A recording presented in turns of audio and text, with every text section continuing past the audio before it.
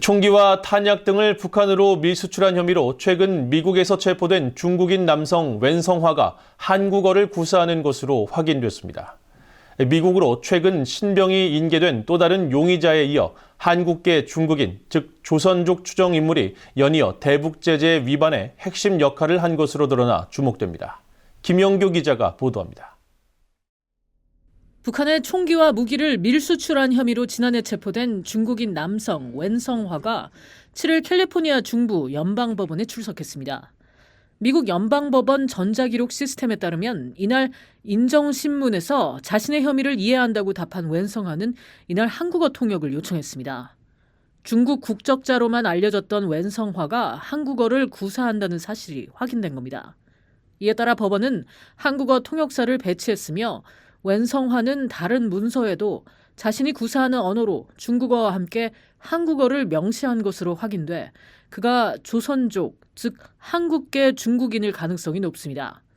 조선족은 중국 지린성, 헤이룽장성, 랴오닝성 등에 거주하는 한국계 소수민족으로 인구는 약 180만 명으로 추정되며 대부분 중국어와 한국어를 사용할 수 있습니다.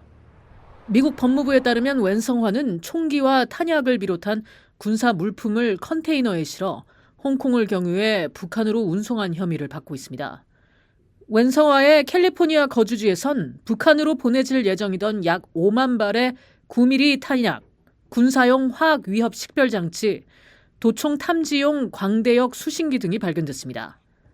지난해 12월 3일 대북제재 위반 혐의로 체포돼 기소된 그는 2012년 중국 내 북한 영사관 2곳에서 북한 정부 관계자들과 접촉한 것으로 드러났습니다. 이후 같은 해 학생 비자를 받아 미국에 입국했지만 비자가 만료된 2013년 12월 이후 불법 체류 상태로 미국에 머물렀습니다. 기소장에는 또 웬성화가 미국 거주 중에도 중국 내 북한 관계자로부터 무기 구매와 관련한 지시를 받은 내용이 명시돼 있습니다. 북한 측 인사들과는 주로 위커라는 스마트폰 메신저 애플리케이션을 통해 소통했는데 이 과정에서 조선말, 즉 한국어가 사용됐을 가능성이 높습니다. 앞서 미국 법무부는 지난해 9월 북한의 위조 담배 제조와 판매를 도운 혐의로 호주에 거주하던 중국 국적자 진광하를 미국으로 송환했습니다. 진광하의 기소장에는 그가 공범들과 한국어로 이메일을 주고받았다는 내용이 포함돼 있어 진광하 역시 조선족일 가능성이 제기됐습니다. 북한은 대북제재로 인한 제약을 회피하기 위해 중국 등 해외에 위장회사를 설립해 사업을 진행하는 경우가 많아 북한이 언어가 잘 통하는 한국계 중국인에게 제재 회피 업무를 맡기는 것으로 추정됐습니다.